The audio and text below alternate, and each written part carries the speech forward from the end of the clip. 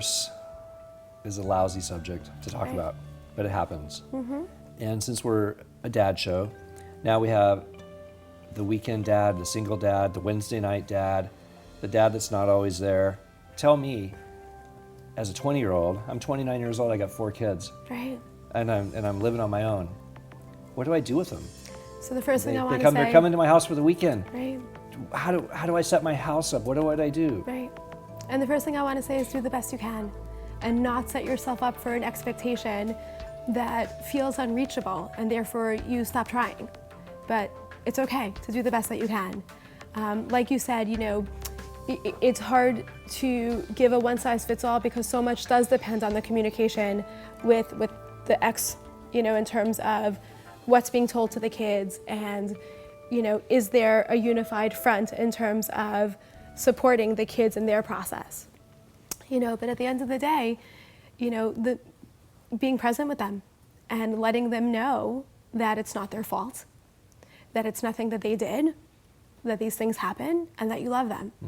And the more you can communicate that with them, I think that's going to be the crucial message. Touch is an important component. Kids need to be touched, they need to be hugged, and they need to be kissed by both mom and dad. And so it doesn't get to be nightly anymore. When you do have them, make sure that that's a part of your interaction, that there is that physical contact and that physical comfort along with the emotional comfort. I think a lot of weekend dads or, you know, Wednesday night dads sometimes put themselves in the role or feel like they get relegated to the role of just the fun guy. And I just want to show them a good time and I just want to let them eat whatever they want because I don't have them a lot. And I want to just create happy, positive moments, even if it means I'm being their friend.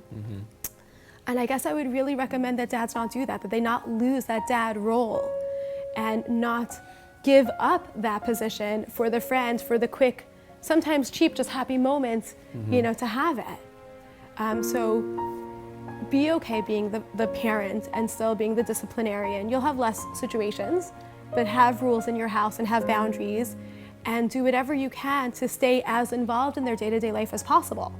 So again, if communication is there with your ex, well, that's amazing because you can set up a system where you know what's going on, the plays, the baseball games or the football games or whatever activities are going on, you know, challenges with a friend, a hard test, because the more you can arm yourself with that information, the more you're going to be able to develop that relationship with your kids because kids on their own don't very often give us very much. So, hi, honey, how was your day? It's like, fine. Well, if we don't know anything about what they've encountered over the course of their day, the conversation is going to kind of end there and just be stale. If, on the other hand, you can follow up with, hey, didn't you have that really hard algebra test? How did it go? I know you were worried about the equations. You know, what happened?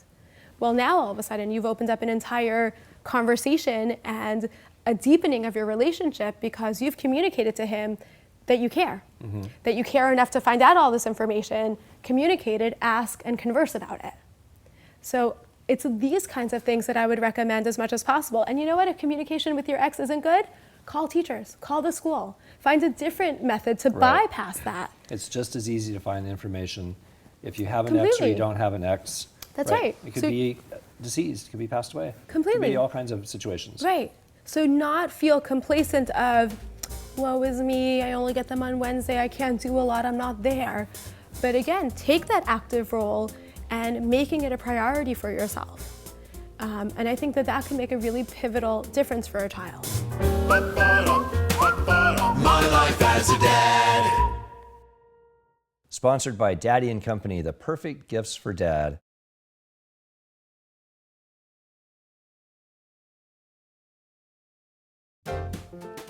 Check out more episodes of My Life as a Dad by clicking here.